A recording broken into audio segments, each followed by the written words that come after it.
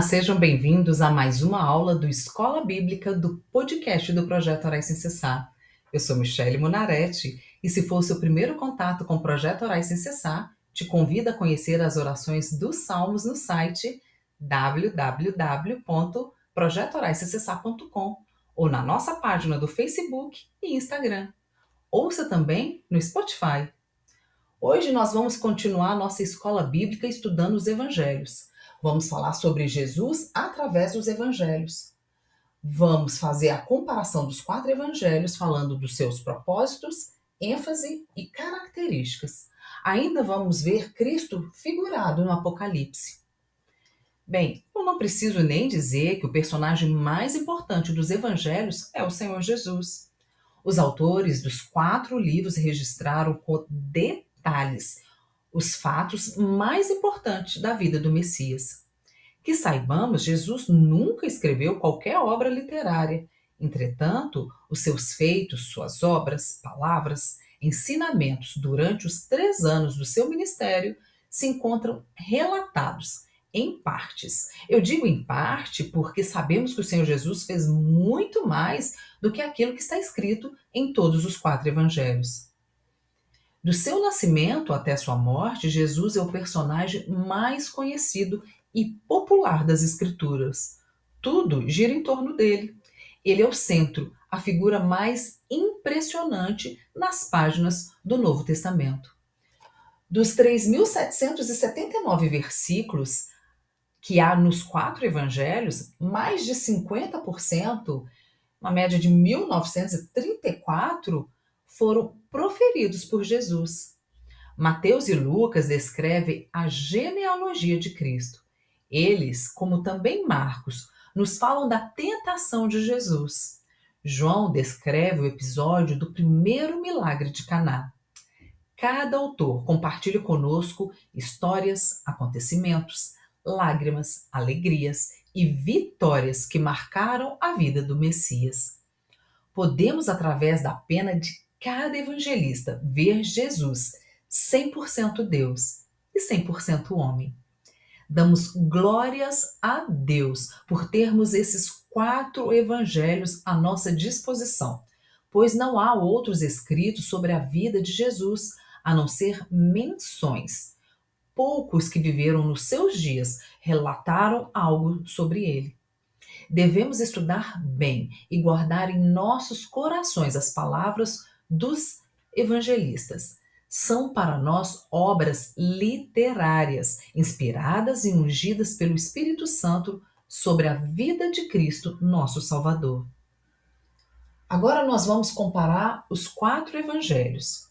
No livro de Apocalipse, no capítulo 4, nós temos a descrição de 4 criaturas viventes que correspondem à significação dos 4 evangelhos e à sua apresentação de Cristo. O mesmo também é descrito no livro de Ezequiel, no capítulo 1. O primeiro ser vivente é semelhante a um leão, o segundo semelhante a um novilho, o terceiro tem um rosto como de homem, e o quarto ser vivente é semelhante à águia quando está voando. Bem, segundo o livro de Apocalipse, o primeiro ser vivente é semelhante a um leão.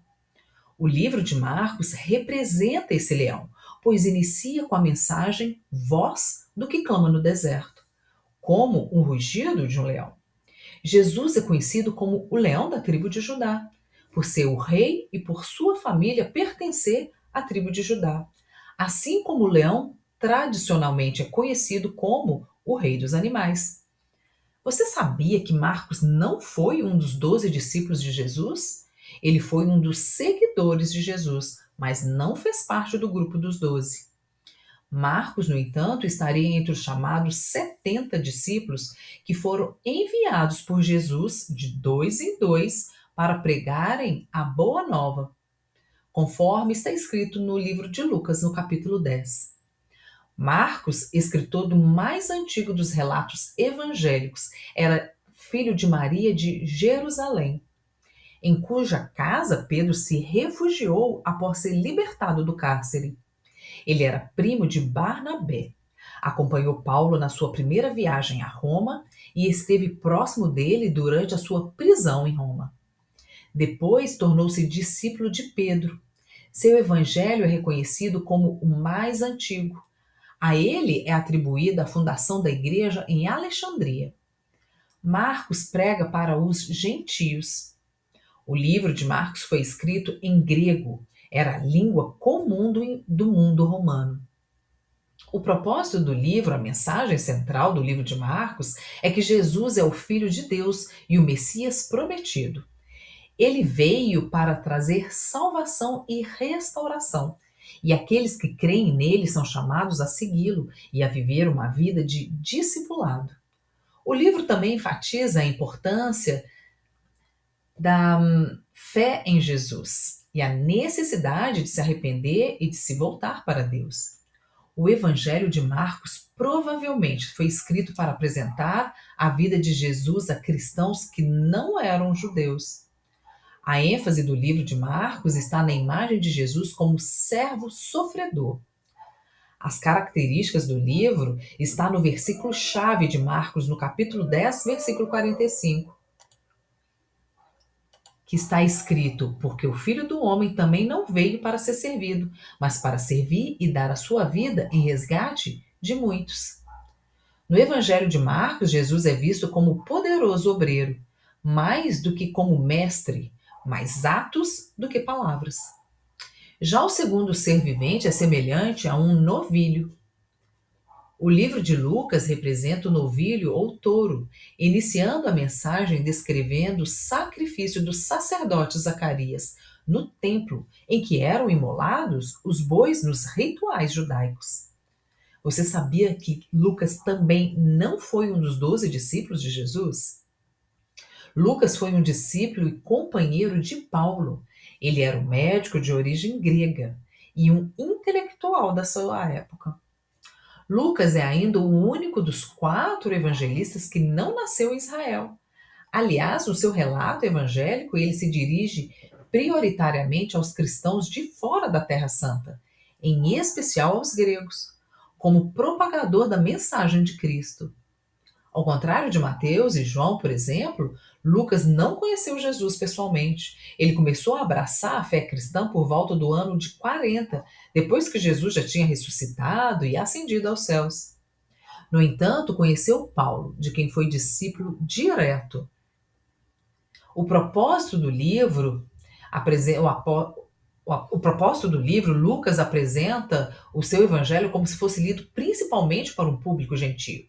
Seu evangelho é endereçado pessoalmente a Teófilo. Provavelmente seria um grego ou romano convertido, um amigo de Lucas, que havia pedido um relato sobre os eventos e havia recebido uma carta privada que o próprio Lucas publicou. O livro apresentou Jesus como Salvador tanto dos judeus como dos gentios. Lucas, segundo Eusébio, era natural de Antioquia, na Síria.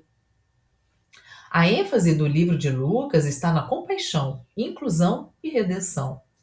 Já as características no livro, Lucas destaca a preocupação de Jesus com os marginalizados, os pobres, as mulheres, os doentes e os excluídos da sociedade.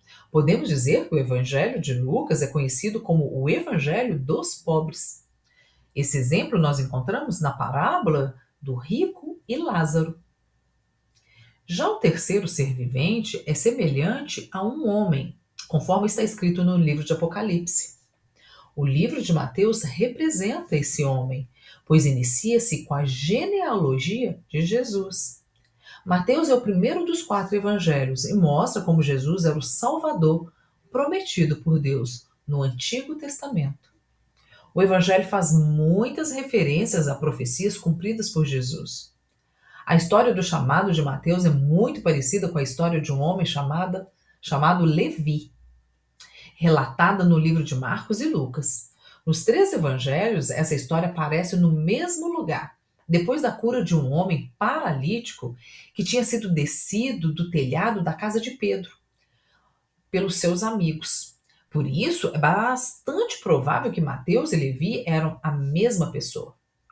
Antes de se tornar discípulo de Jesus, Mateus era um publicano, um cobrador de impostos do Império Romano. Os judeus que trabalhavam como publicanos tinham uma má reputação entre o seu povo, porque eles eram vistos como traidores que colaboravam com o opressor. Os publicanos também tinham fama de serem corruptos, cobrando muito para ficarem com lucro. Já o propósito do livro de Mateus foi porque ele foi escrito especialmente, principalmente para o público judeu, com o objetivo de demonstrar que Jesus Cristo cumpriu as profecias do Velho Testamento sobre o Messias. Primeiramente escrito em hebraico ou aramaico, visava especialmente os judeus. Por isso, o Antigo Testamento é nele citado muitas vezes. Já a ênfase do livro de Mateus está nos sermões de Jesus. As características do livro é falar sobre a geração de Jesus Cristo, filho de Davi, filho de Abraão, destacando-o como o Messias prometido na tradição judaica. O livro liga o Senhor Jesus a duas das mais importantes alianças do Antigo Testamento: a aliança davídica, da soberania, e a aliança abraâmica, da promessa. Já o quarto ser vivente, destacado no livro de Apocalipse, é semelhante a uma águia. O livro de João representa a águia, começa descrevendo o Verbo que se tornou carne. O livro de João está associado à águia por duas razões. A primeira, porque seu evangelho começa falando da encarnação do divino. No princípio era o Verbo, e o Verbo estava com Deus, e o Verbo era Deus. E porque a águia é um símbolo daquilo que vem de cima. E segundo, porque, como a águia, João, em sua revelação, viu além daquilo que está somente no presente.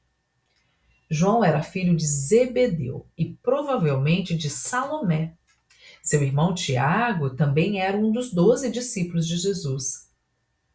Antes de se tornar discípulo de Jesus, João era seguidor de João Batista.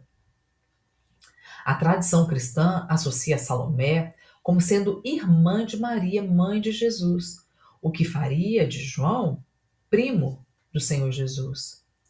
João é geralmente associado ao Evangelho de João, às 3 epístolas de João e ao livro de Apocalipse. O propósito do livro de João, do Evangelho de João, é porque ele foi escrito para as pequenas comunidades que estavam espalhadas pelo Império Romano, em particular na Ásia Menor. Essas comunidades enfrentavam perseguições, prisões e martírios, enquanto lutavam para manter sua fé nos ensinamentos dos apóstolos. O Evangelho de João ofereceu conforto e esperança a esses cristãos cansados e desafiados. Já a ênfase do livro de João está na divindade de Jesus. As suas características, bem, enquanto Mateus, Marcos e Lucas enfatizam os ensinamentos e ações de Jesus durante o seu ministério terreno, o Evangelho de João concentra-se na natureza divina de Jesus e em seu relacionamento com o Pai. Além disso, João proclama desde o início que Jesus é Deus, a palavra eterna do Pai. O Evangelho de João foi escrito em grego. Bem, espero que vocês tenham gostado. E por hoje é só. Acompanhe as próximas aulas do Escola Bíblica do podcast do Projeto Orais Sem Cessar.